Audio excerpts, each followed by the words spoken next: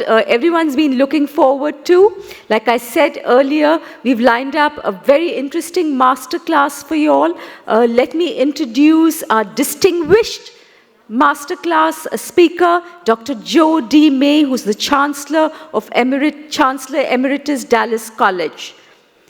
So a little bit about Dr. Joe. Dr. Joe is, like I said, Chancellor Emeritus of Dallas College, USA, which is a public community college with 7 campuses, and it serves more than 70,000 students annually.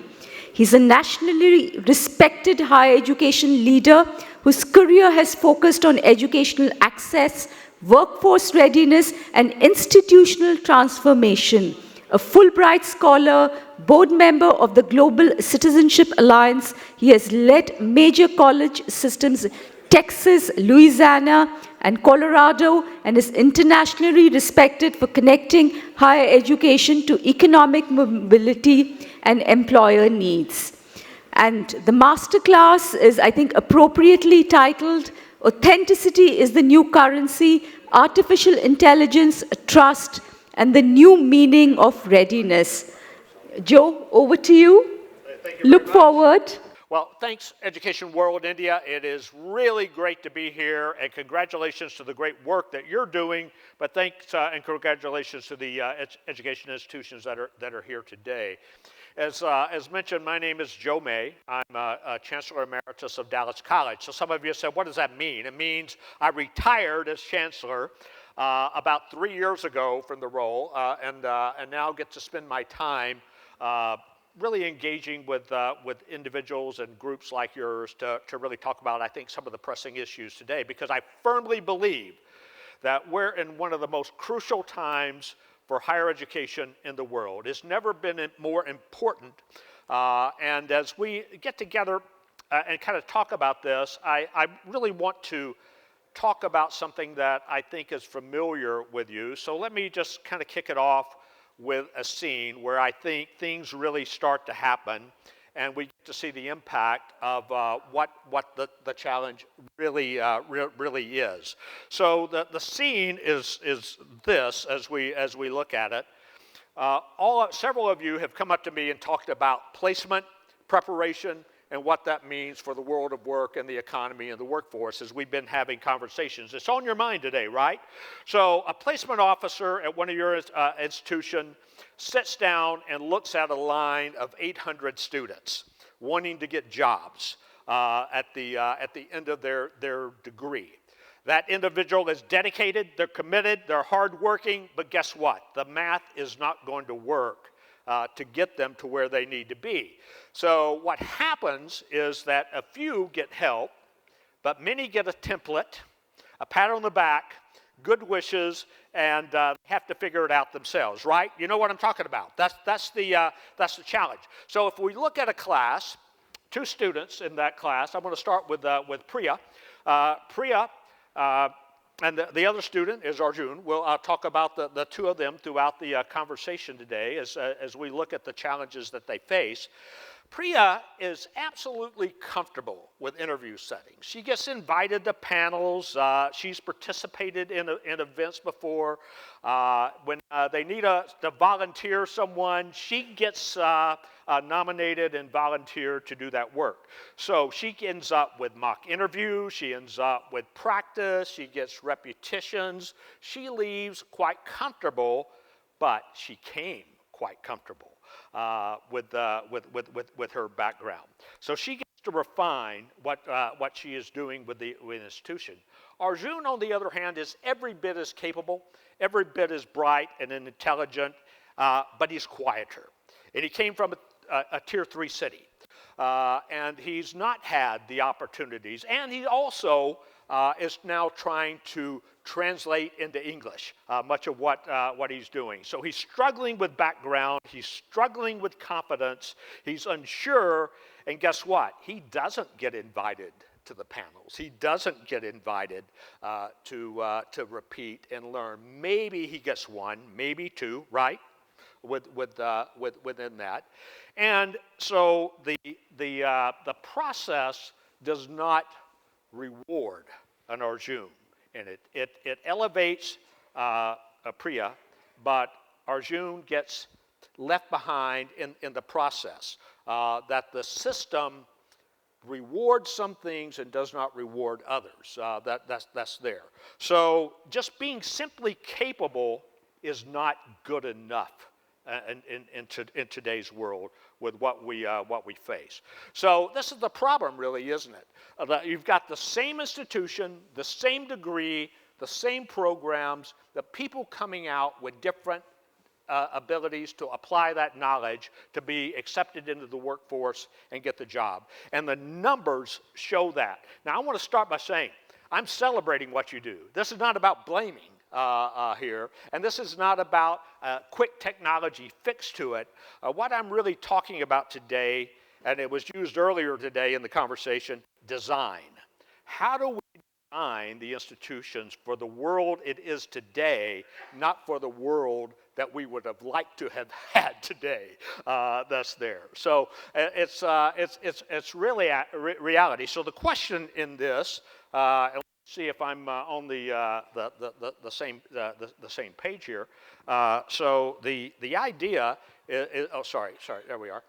So how do we give more students the chance to prove what they can actually do?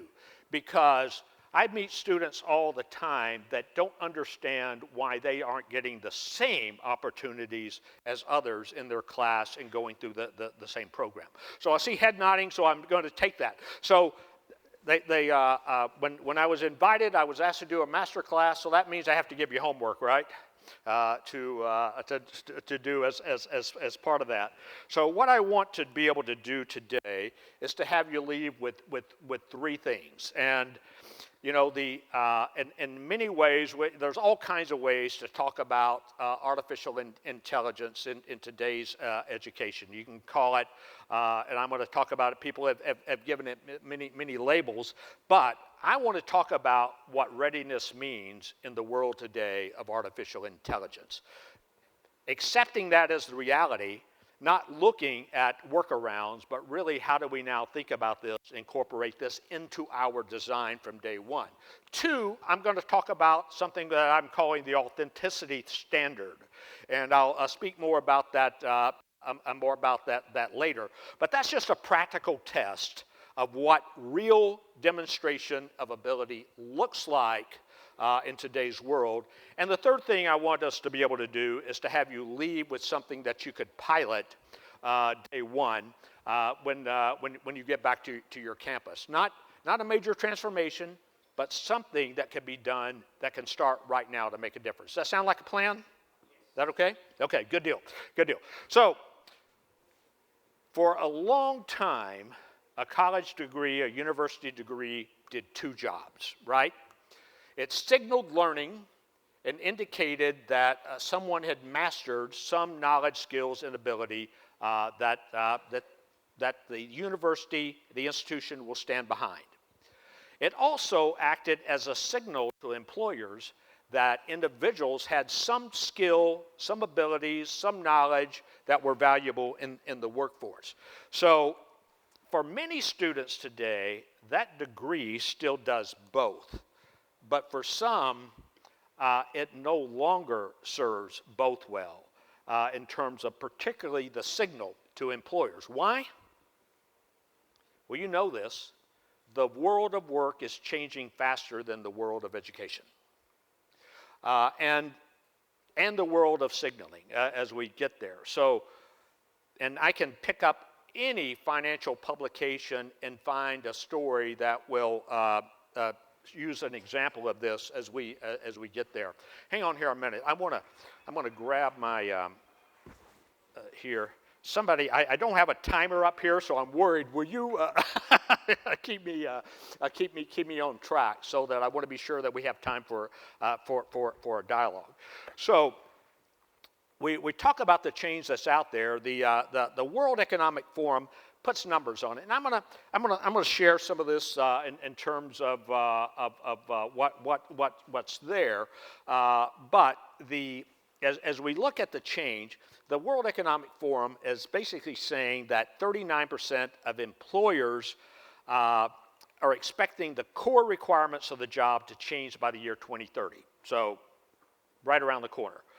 It's out there. LinkedIn, and by the way, I have a LinkedIn account, and several of you have sent me, I've noticed coming in, so feel free to reach out to me. Happy to contact all that. But LinkedIn says that 93% of recruiters plan to increase the use of artificial intelligence in 2026. Actually, I can't imagine it not being 100%. I mean, I think it's really driving change.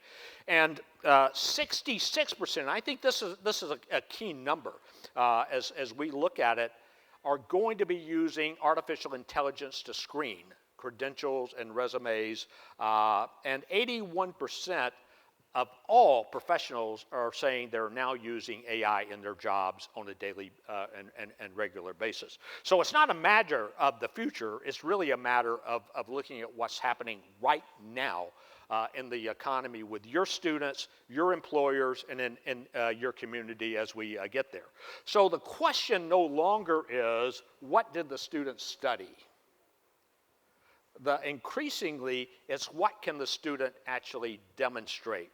I can find you probably today articles on 10 companies that have said they're no longer accepting resumes because they have found that that does not represent the demonstration of learning that they're looking for, and they're going to other ways to apply that and to make that happen. That's a huge shift from degrees as signals to capability as evidence. We don't think and talk that way in education many times. And this is exactly what I mean when I say authenticity is the new currency. Degrees used to be the currency, but they're losing now to the ability to demonstrate that the knowledge, skills, and ability has actually been acquired. And this is not, you'll see the word authentic used as some type of fashionable statement today. That's not what I'm talking about in this sense. I think that here we live in a world where synthetic polish has become the norm. I can create an incredible looking resume. I can create a tailored exactly to the application that was put out, making it virtually worthless to those that are looking at it. So the old currency, polished resumes, polished interviews, polished assignments, polished claims, nobody's buying it in the future. It's lost its value as we look at the marketplace. Because of this, artificial intelligence can counterfeit polish at scale. You can do an entire class of resumes in 10 seconds and get that done. So what now has become scarce is the ability of judgment, demonstrating capability, and that very important word of trust. What do you trust? Can you trust the resume? Can you trust the degree? Can you trust the credential in today's world? I don't know about you, but I want my institution to be trusted in that sense and to be able to make that. So in a world where we see polish on all of these things, the old currency drops. It no longer has the same value. And so as we look at that, so this is why this conversation matters. It's not just we suddenly care about performance, or policymakers are suddenly said, you've got to prove what's going on. No, it's because we can't afford to confuse performance with proof in the future. Simply being able to put something up. So how do we do that in today's world? So here's the first homework, and we're going to do it right here. Okay, I want you to think about your institution, your campus situation that's there, and can you think now of any assignment, assessment, anything that a student could complete beautifully with AI? Can you think of one? I can. I think there are many things that students can complete beautifully and successful with AI. And that's really the design challenge, isn't it? How do you create an education system that actually is evaluating the student's work, not a machine's work, and getting this done. And how do you stand behind that work is the challenge that we all face. Well, you've been using numbers of about 43 million or so. So my numbers are a little bit different here, but directionally I think they're correct. So the challenge for all of us is this really matters because in India, you are meeting the needs. You know, I mean, 97% of all Indian students study in Indian institutions.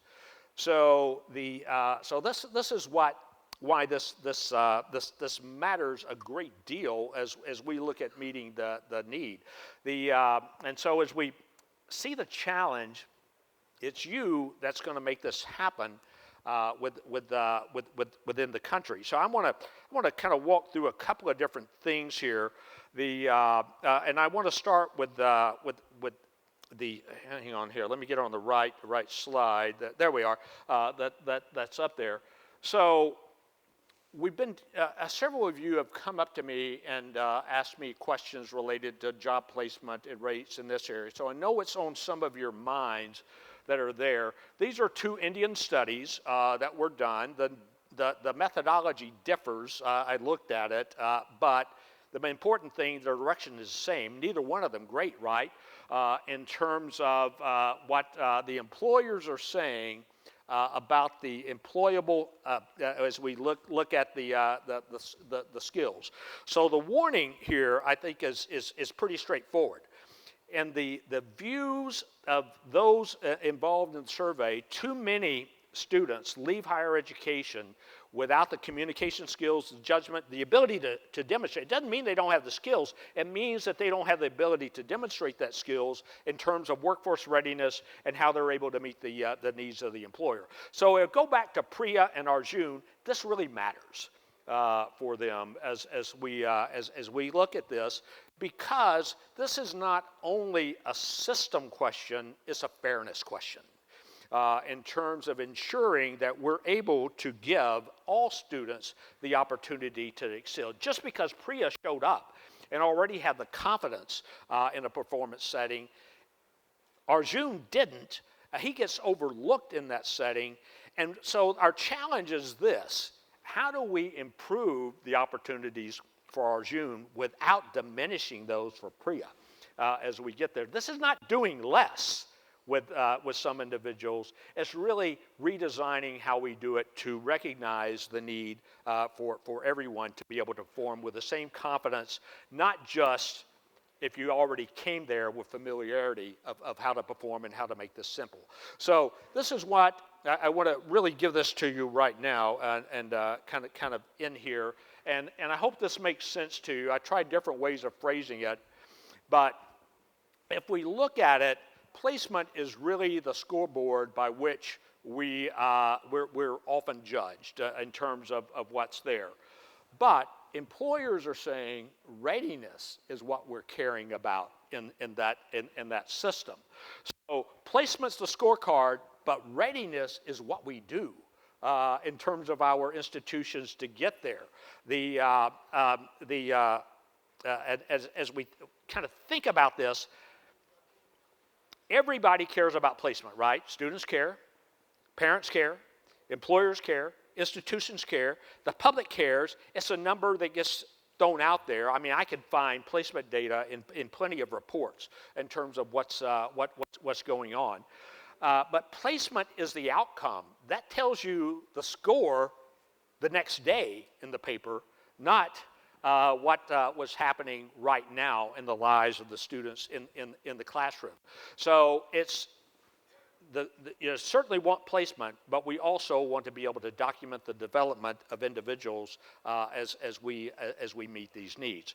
So we're talking now how AI is affecting what's going on. And I use the example intentionally early of picking up the business publications and looking at the financial sections and looking at the AIs, because we often think about this as a labor market, as an employment tool, as an issue. But I'm going to challenge you that it is not. It actually begins much earlier.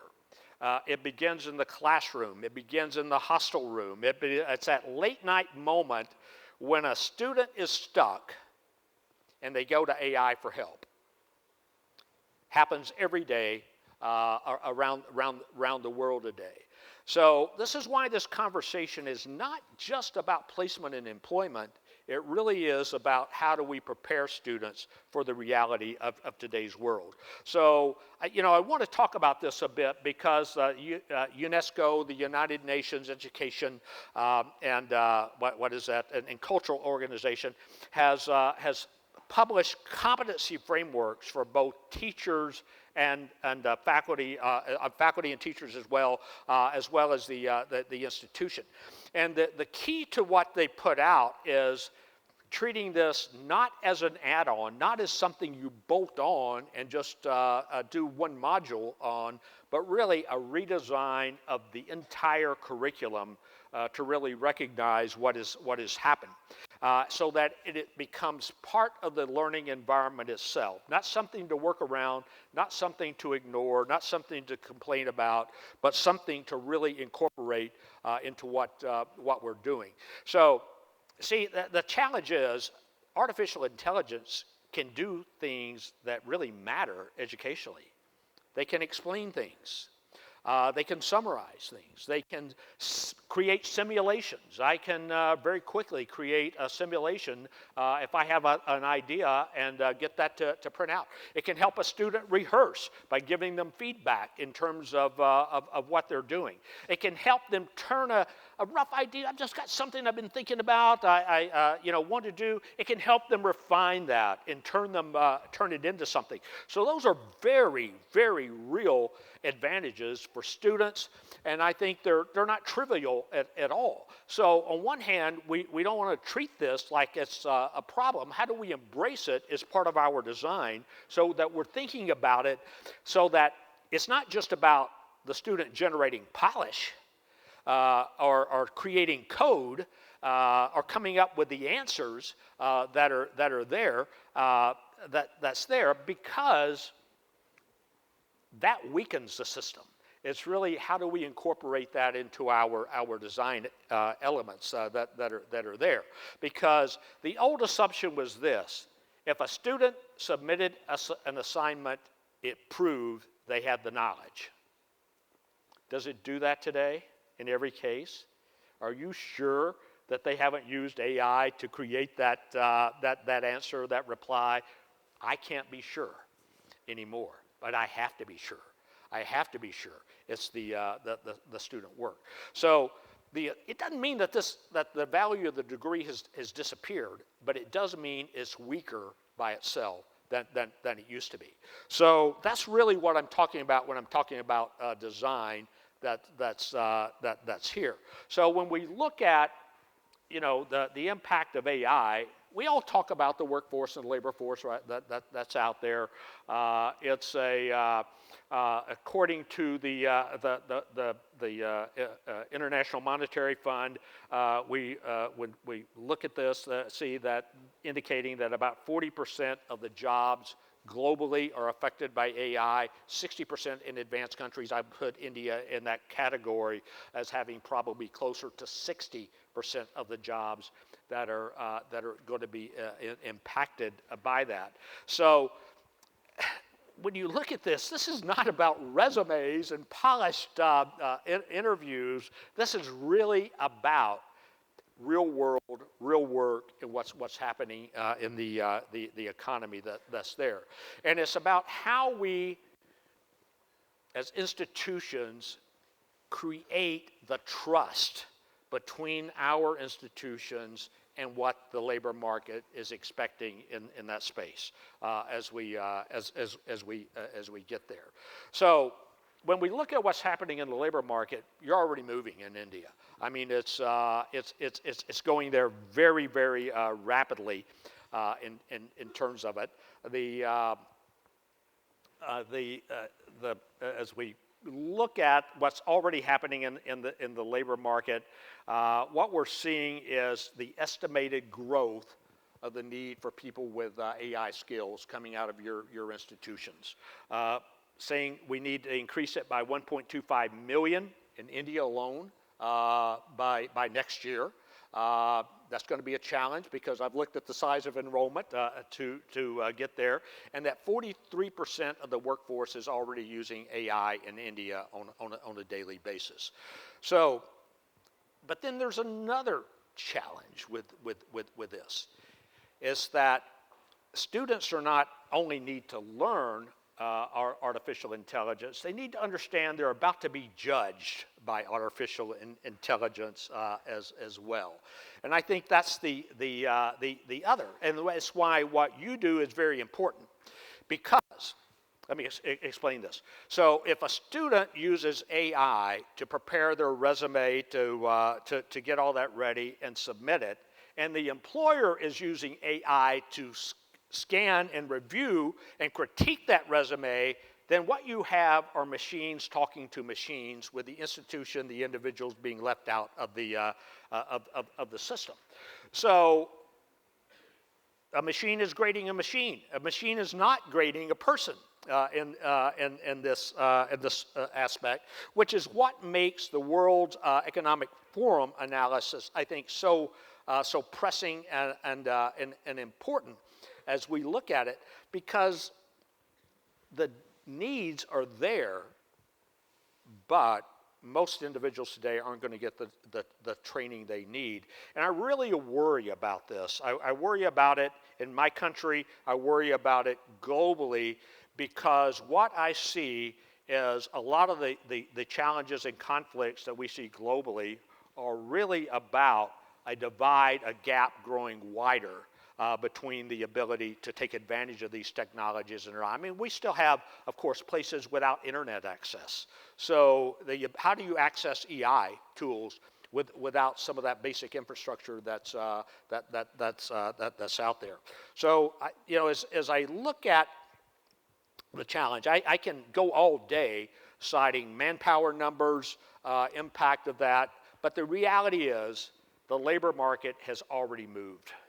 It's already going in that direction. We're already playing catch up globally in higher education to address these needs. And one of the things that we're seeing in the United States today is something called skill-based hiring. In other words, I can pick up 10 major corporations that say we no longer will look at a resume. What we're going to create is the opportunity for you to demonstrate your skills in this environment, and that's how we're going to judge and make that happen. So and then you got the other side. Probably no one here in HR, but in the room. But HR professionals are going crazy globally right now, because AI-generated resumes are absolutely bogging down their system. Why? Because it used to take me 4 days to submit one application to an employer, and now in 4 days I can submit 4,000 applications to employers. And people are doing it. They're applying to many more jobs now than they did before, which means HR professionals are overworked. They can't process them. They're carrying a heavy workload than they've ever carried in the process. And guess what? They're using AI tools to help solve their problems, just like students are using AI tools to solve their problems that are there. So as we look at it, what we see is a lot less weight being given to credentials today, a lot more weight being given to skills that are there. Credentials, still important, but weaker as a standalone as we look at it. So, and often what we're seeing with employers is, I had a couple of conversations about liberal arts and social sciences with some of you earlier today, but also what I'm seeing is more assessment on very specific skills. less general assessment, more specific skill assessment. So whatever they're hiring for, they're zeroing in to make sure that the individuals have the knowledge, skills, and ability that's there. So this is why higher education can no longer just simply treat employability and learning as two separate conversations. You agree? I think the two now have to become connected, and that is a design challenge.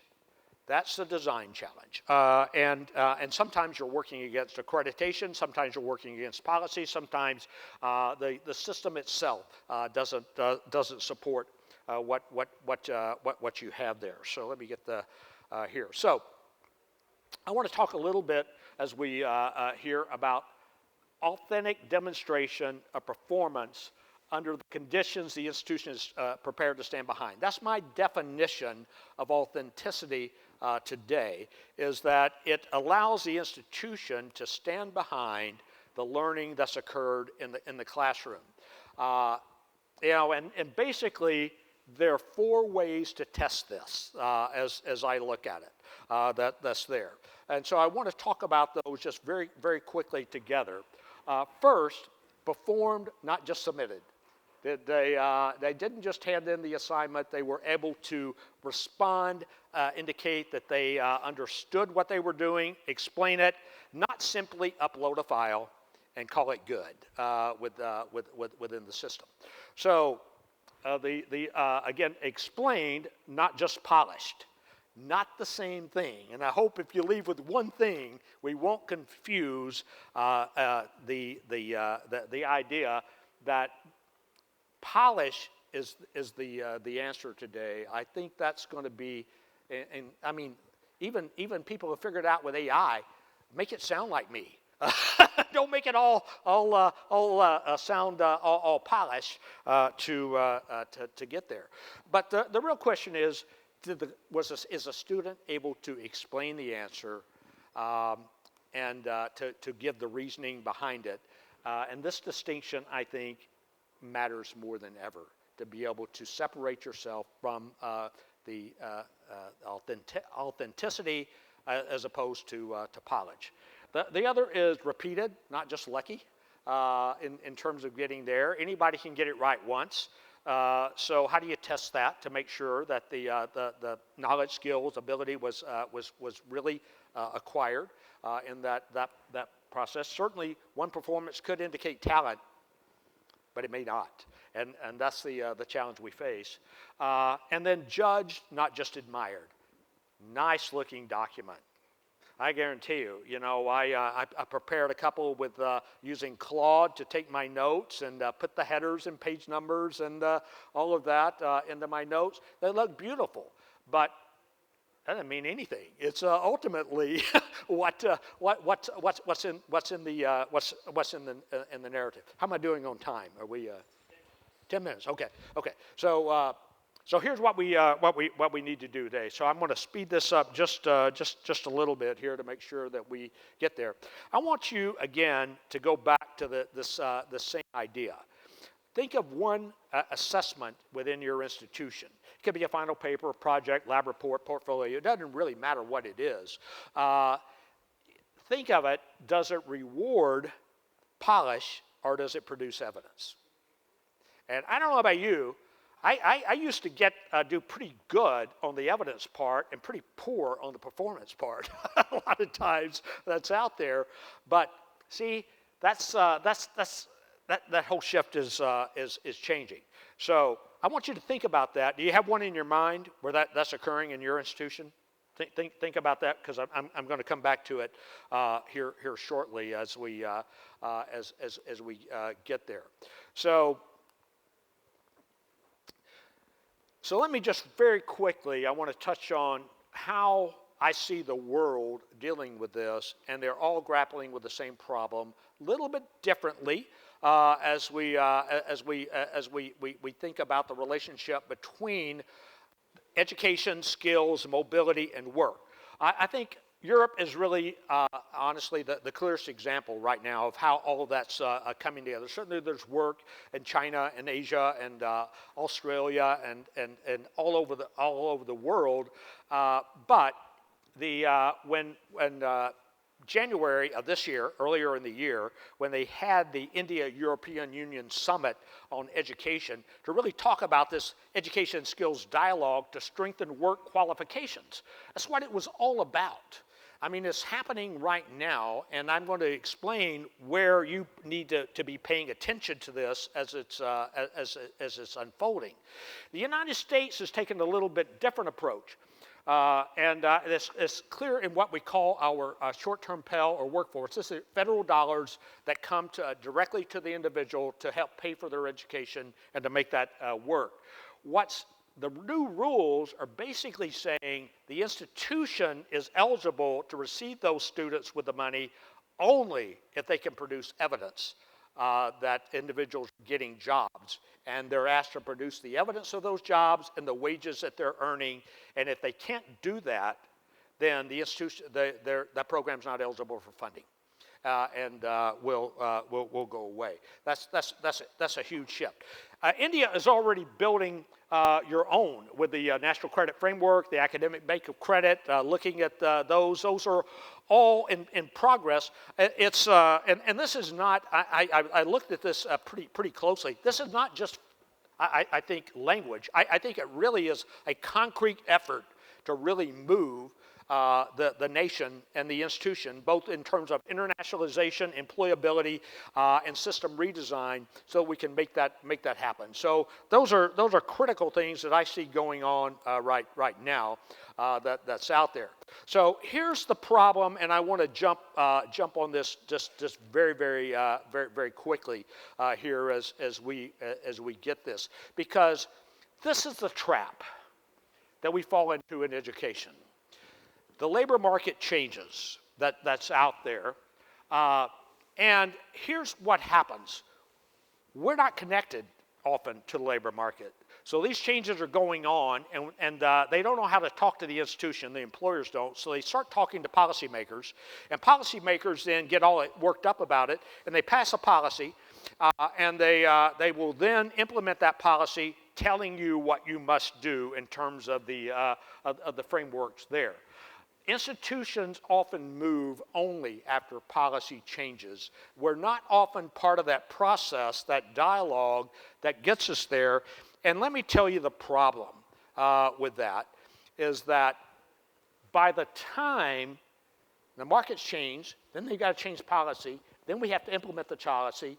And what do we do as institutions? Well, we want to study that. Let's put a committee together. Let's look at it. Let's analyze this. Let's see, honestly, how we can comply without change in too many cases that are there.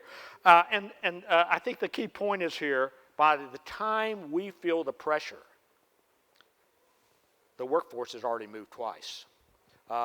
In terms of getting there, and we're playing catch up and on the defensive, and hear words like the public doesn't trust higher ed, and we're not meeting the needs that are out there. So I think the real risk for us is to wait and do nothing. You're eventually going to respond to the policy, and that's going to happen. But my challenge is to you: don't wait. Find a way to engage early with employers. Have these dialogues within your own institution, your own community, your own base that's there. So I want to just really quickly here, because I'm about out of time. That gets there. Let me make sure I'm at the right spot here to do that. So basically, if we look at how we respond, we really have three moves that I believe we have to make. I think we have to really make sure that we're finding ways to give students like Arjun more practice in order to make that successful. We have to ensure that our students are able to explain, not just submit, in terms of meeting their needs. And we have to help them demonstrate the evidence. We have to stand behind that learning, that evidence that's occurred as the institution. This is a challenge, I think, for you even more than me in the United States, because you've got another barrier, and that's the aspirational language is English, while the actual language of so many students is not. And therefore, the confidence in the, so they're being judged often more on how well they present, their confidence with English often, not necessarily do they have the mastery of the skills to get there and to make that happen. So the idea is this. I think. Sorry about that. Let me get the right one here. That I don't think this is really rocket science. I think the challenge. Why? You know, I've been a part of higher education. I was a president of a college or chancellor for 30 years in that role. I've spent almost 50 years in higher education, working in this space that's here, and I know how change happens. It's messy, for one, but it often fails because the institution tries to do it all at once, or it fails because they think too small, one tiny little pilot to get there. The goal is to aspire to scale, but to start small and make that happen. And so I just challenge you as we look at this, the redesign not the institution, redesign one program, one semester. Take one program, one semester. Think about one student. That simply writes something like a one-page recommendation memo in terms of getting there. Then records a 2-minute oral defense of that. That does not even have to be a panel to review.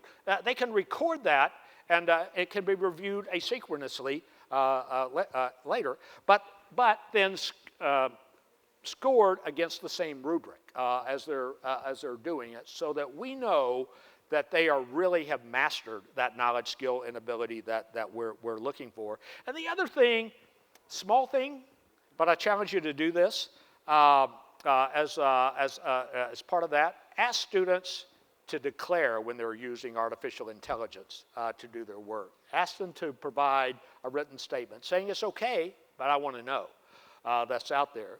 That takes it from being something secretive and that they're trying to hide to helping you make that part of the institution.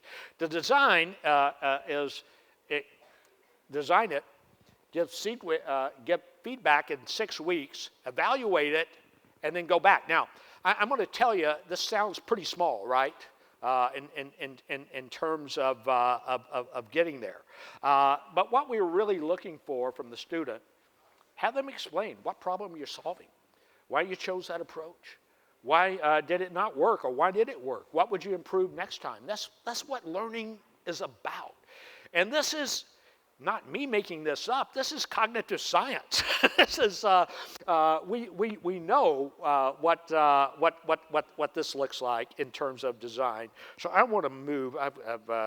So I'm going to skip this because I want to kind of get here as we look at it. So this is your challenge as I kind of wrap this up right now in terms of where we are.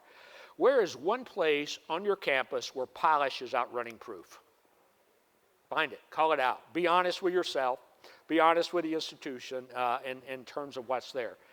Not talking about everything, just one program, one cohort, one rubric, one demonstration.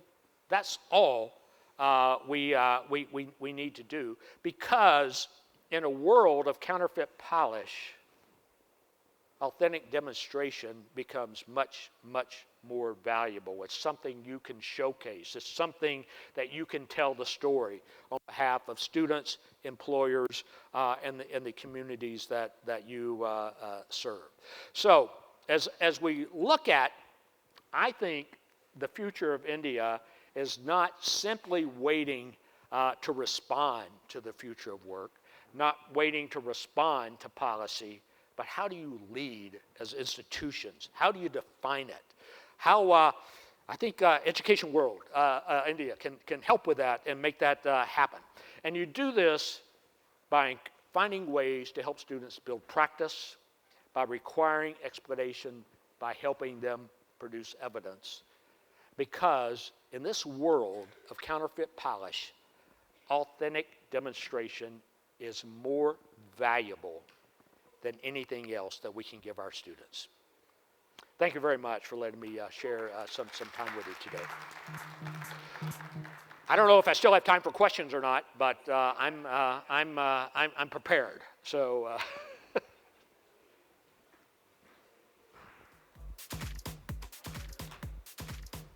And I know I'm meeting with several of you later, and I've already chatted with some of you, and I'm going to be around all day long. So would love to hear your thoughts, feedback, and critique as we talk about, I think, as a new topic for us, but one of the most important things that we're facing today. So questions? Pass the mic around on the left at the back, please. And I may need your help, Bhavin, to make sure I apologize. I'm very hard of hearing, and I turned my hearing aids up, but they only go so far. So. Yeah, I'm responding here. Vinay from St. Joseph's College of Commerce, Bangalore. It was very refreshing to hear what you said, because these days we only hear AI being projected as a solution for everything, and you've really brought the debate back to the core of learning, what happens inside the classroom, in the hostel room. I think this should be the direction in which we must be thinking if we really need to go in the right direction. Thank you so much. I just wanted to... Oh, thank you very much. I really, really appreciate the comments. Yeah, yep.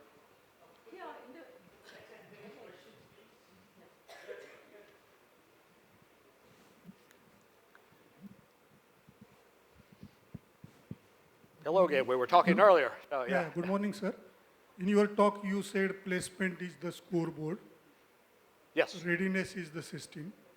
Placement tells you how the game is ended. So can you elaborate more on this? What is the impact of AI on this particular point? Yeah. Help me understand what the question is. So you already have demonstrated saying practice in the evidence. Can you just elaborate in a real class? Yeah. How can you? Yeah. So one of the things that I see institutions trying to figure out how to do, and I really can't point to any that are doing this very well, but they're creating skills transcripts. They're in terms of really looking at. I didn't talk about this, but as we know, employers used to screen based on marks, grades. They're really not anymore. That's not out there. So I think the ability to take what you've already incorporated into your classroom, into the curriculum that's there, where the student has demonstrated that, and create the opportunity for them to showcase that. I don't think it's hard to do, but I think you have to be intentional to do it, because you're going to complete the assessments. And the syllabus. Every faculty member is going to get through that syllabus, get through the content, get to the end of it, and they're all about the process. What we have to build into it, though, is the ability to then document that evidence. That's what's key. And it's not just the student claiming it. The institution needs to be able to stand behind that. So skills transcripts, other things that are really being talked about how you document that. And that really puts more pressure on the faculty to do that. And I think that's where there's going to need to be support and help to make that happen.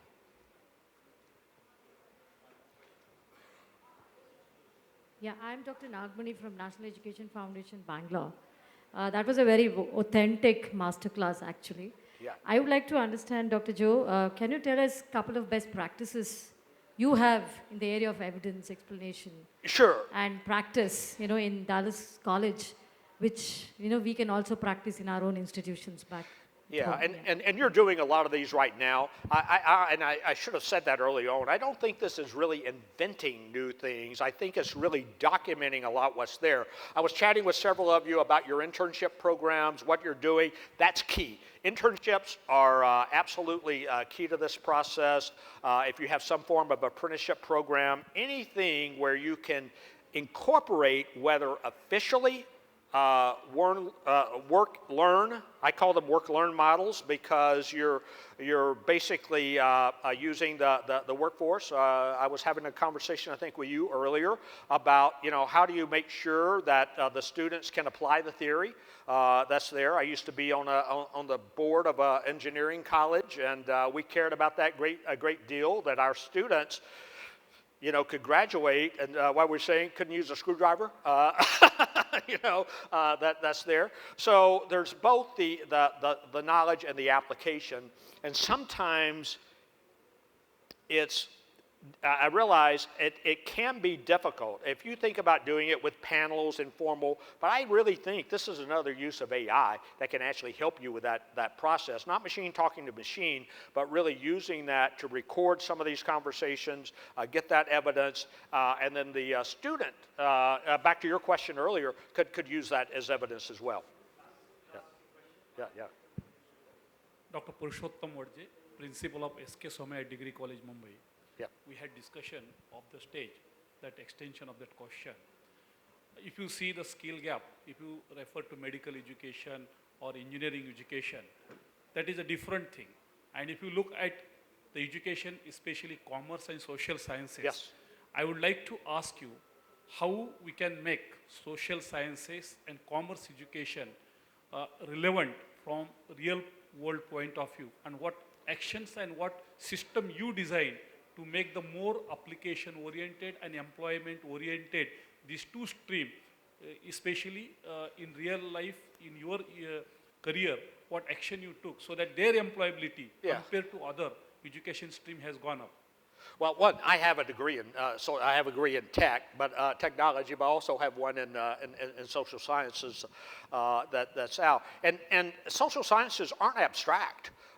They're really about addressing real-world challenges and problems and realities that are there, as helping us understand and relate to those differences and understand the underlying reasons and causes there. But with the goal is always real-world use, right, for our students. We want to be able to translate that theory into practice and understanding and making a difference in the lives of individuals and communities and nations as a whole. And I would say there is a disproportionate weight right now on the liberal arts, social studies, humanities in this regard, because they appear to be being discounted in the world, but the reality is employers are really looking for these skills and knowledge that's out there. They may be looking for specific skills, but they want the ability to apply that, and I think that's the